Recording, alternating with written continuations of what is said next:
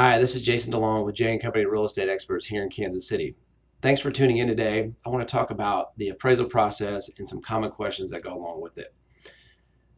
First question is, how much will the appraisal typically cost? Now, the cost itself is typically a buyer closing fee that is paid directly to the lender.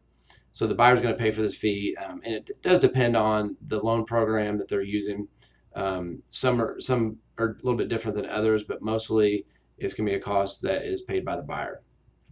And typical cost is going to be anywhere from $400 to $600 for a standard appraisal. Now, if there's short on time and they need to do what they call a rush appraisal, there might be an additional $100 charge on top of that.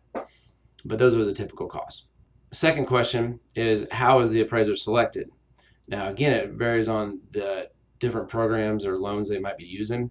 The first scenario would be if they're doing like a rehab loan or some direct bank loan. The bank may just reach out to the appraiser directly and have them go out. But in most cases, when you're doing a conventional loan or VA or FHA loan, the lender is going to reach out to an appraisal management company, which will then select the appraiser. So there's no direct contact between the lender and the appraiser. So there's no influence whatsoever on price or any conditions or anything else. So that's typically how an appraiser is selected, one of those two ways. The third question we get asked quite a bit was, will the appraiser let me know if the home will not hit value? Sometimes they will, sometimes they won't. The one thing that I have found is the appraiser is not immune to the fact that the buyer and seller are counting on this appraisal to hit value so that the contract can go to close and everybody's happy. So they're not immune to that. They know that.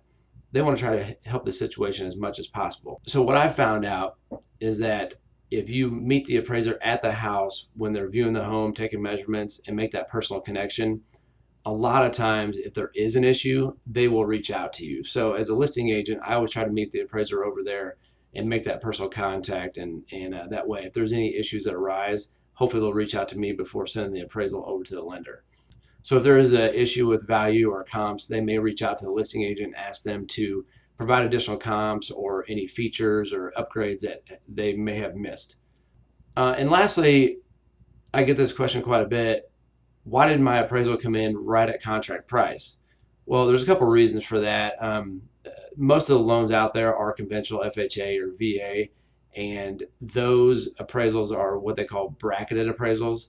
So if your loan, if the contract price is $200,000, then they're going to look for comps anywhere from say 170 to 230, and kind of just bracket those and leave out all the lesser amounts and all the higher amounts, just so they have to filter through less comps. So in doing that, they're just trying to hit that value. If they can't, then they're going to come in low. But typically, if they're higher, they're going to leave it at contract price because it's really just unnecessary at that point. And believe it or not, the lender needs this appraisal to conform to the loan. And if it comes in too much higher, they may kick it out and say it doesn't conform to the loan. So that's kind of the long and short of that answer. But hopefully this sheds a little light on the appraisal process. But if you have any questions that I can answer or any comments, I'd love to hear it. And if you're looking to buy or sell, please reach out. We'd love to talk to you. Either give us a call or shoot us an email. Thanks and have a great day.